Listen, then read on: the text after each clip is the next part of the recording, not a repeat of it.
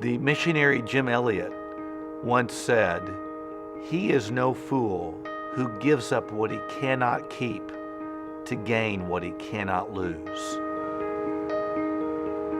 I've almost spent 25 years doing youth ministry.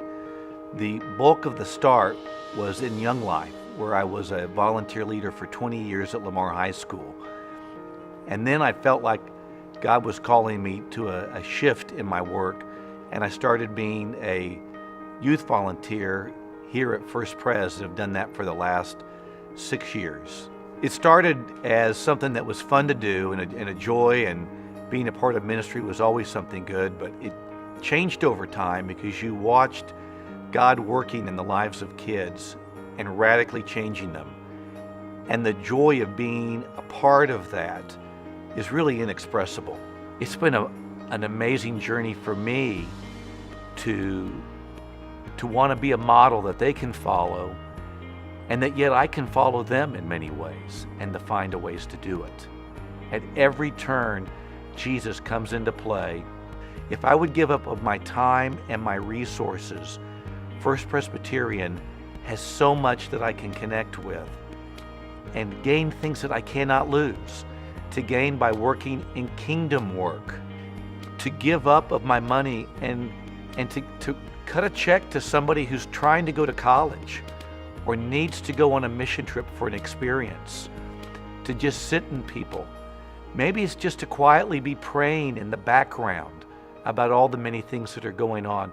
There is so much to do that this church is connected with that has such a eternal, lasting value to it, far beyond what I do at my office, far beyond some of the things that I do with my friends. And really it starts in me saying, what has God made me for? He's made me to live for Him and His glory. What are the gifts and the talents that He's given me? And how might I not use them for myself and my own comfort? How might I use them for His kingdom and for eternal things that last forever?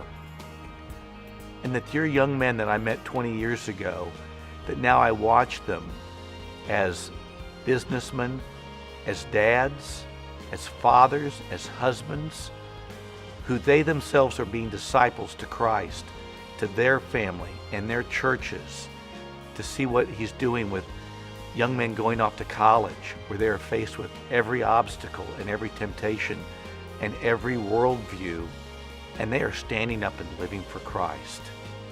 And what did I do? I paid for some meals and sat with them and listened. I called them during the week to say, how are you doing? And how can I be praying for you?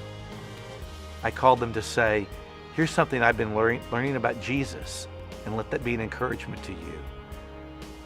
It's very easy to do. It just takes my time. It was easy for me to do, and you can do that too.